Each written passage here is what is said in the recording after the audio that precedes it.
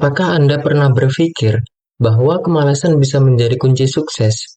Di balik tirai kemalasan, tersimpan rahasia besar yang bisa mengubah cara Anda mendekati produktivitas. Mari kita ungkap bersama-sama.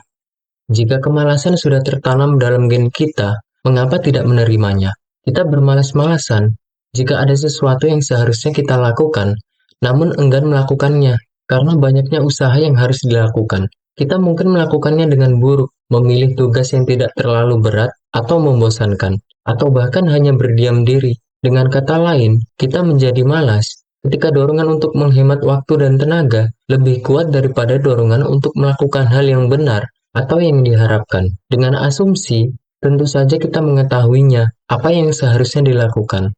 Saat ini, kemalasan sangat erat kaitannya dengan kemiskinan dan kegagalan, sehingga orang miskin sering dianggap malas, tidak peduli seberapa keras ia bekerja. Tapi bisa jadi, kemalasan sudah tertanam dalam gen kita. Nenek moyang kita yang hidup sebagai nomaden harus berjuang untuk bertahan hidup. Mereka harus bersaing, memperebutkan sumber daya yang langka, melarikan diri dari predator, dan melawan musuh. Oleh karena itu, menghabiskan upaya untuk hal lain selain keuntungan jangka pendek dapat membahayakan kelangsungan hidup mereka. Namun saat ini, kita hidup dalam masyarakat yang lebih maju dengan kemudahan seperti antibiotik, sistem perbankan, jalan raya, dan pendingin. Kelangsungan hidup bukan lagi agenda utama kita. Visi dan komitmen jangka panjanglah yang akan menghasilkan hasil terbaik. Meskipun demikian, naluri kita untuk tetap menghemat energi seringkali membuat kita enggan atau menolak untuk terlibat dalam proyek-proyek dengan hasil yang belum jelas atau tidak langsung menghasilkan keuntungan yang pasti.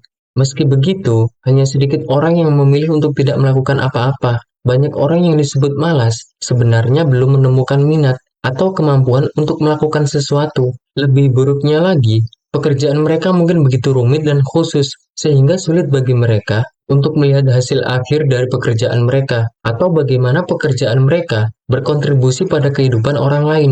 Sebagai contoh, seorang dokter tahu bagaimana pekerjaannya bisa membantu orang lain, tapi seorang asisten wakil pengawas keuangan di perusahaan besar mungkin tidak bisa melihat dampak langsung dari pekerjaannya. Ada beberapa alasan psikologis lain yang bisa membuat seseorang terlihat malas, seperti rasa takut dan putus asa. Beberapa orang mungkin takut akan sukses atau merasa kurang percaya diri, sehingga sulit merasa nyaman dengan kesuksesan. Bagi mereka, malas adalah cara untuk menghentikan diri mereka sendiri. William Shakespeare menyatakan hal ini dengan lebih jelas dalam karyanya Antony dan Cleopatra. Keberuntungan sadar bahwa kita seringkali merasa kecewa saat kita sedang dalam situasi sulit atau menghadapi tantangan yang besar. Ada juga yang takut akan kegagalan dan lebih memilih untuk terlihat malas daripada gagal. Karena itu terasa lebih aman, bukan karena saya gagal, kata mereka pada diri sendiri, tapi karena saya belum mencoba. Beberapa orang dianggap malas karena mereka merasa putus asa atas situasi mereka yang sangat sulit, sehingga bahkan tidak mampu memikirkannya dengan jernih. Apalagi melakukan tindakan untuk mengatasi masalah tersebut, karena mereka tidak memiliki kemampuan untuk mengubah keadaan mereka. Maka sebenarnya mereka tidak bisa disebut benar-benar malas. Konsep malas sendiri bergantung pada kemampuan untuk memilih untuk tidak malas, yang pada dasarnya mengasumsikan adanya kebebasan untuk memilih. Dalam beberapa situasi, kemalasan sebenarnya tidak sama dengan tidak melakukan apa-apa. Kadang-kadang kita salah mengartikan kemalasan dengan tidak melakukan apapun, namun sebenarnya bisa jadi tindakan yang disengaja untuk tetap tidak melakukan sesuatu. Kita mungkin memilih untuk bersikap tidak aktif karena kita melihat manfaatnya lebih penting daripada melakukan sesuatu.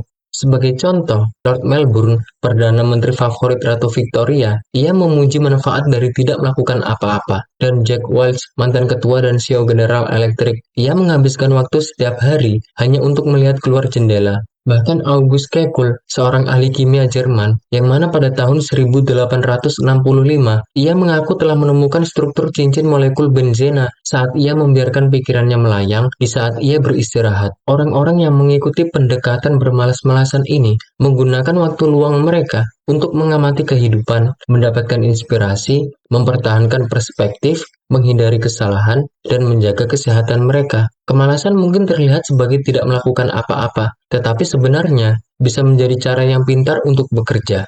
Waktu adalah sesuatu yang rumit dan tidak selalu berjalan lurus. Terkadang, membiarkan waktu berlalu tanpa melakukan apa-apa bisa menjadi pilihan yang cerdas.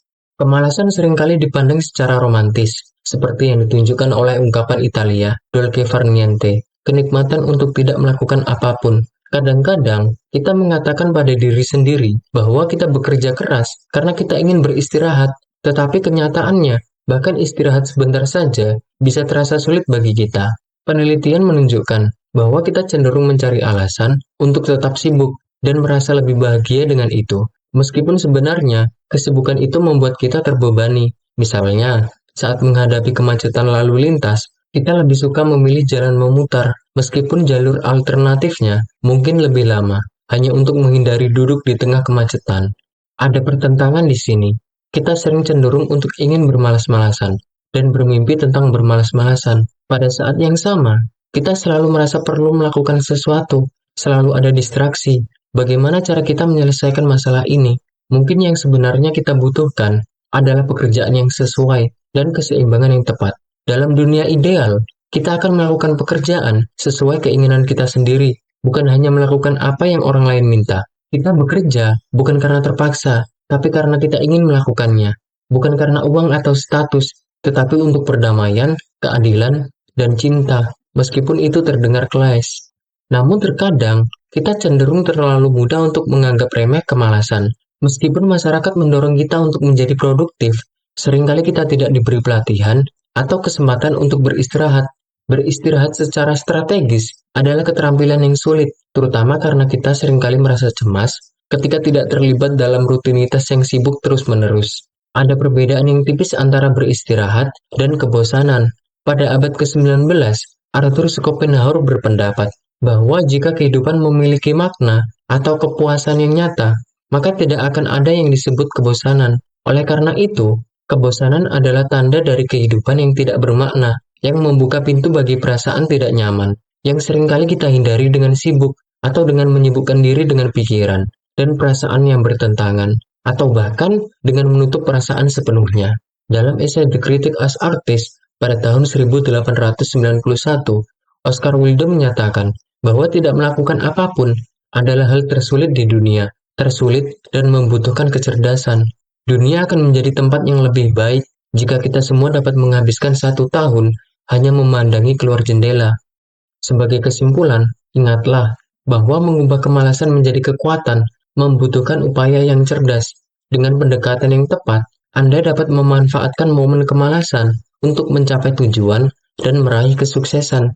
Jadi, jadikanlah usaha yang cerdas sebagai kunci untuk mengubah setiap tantangan menjadi peluang, dan tetaplah bergerak maju menuju impian Anda.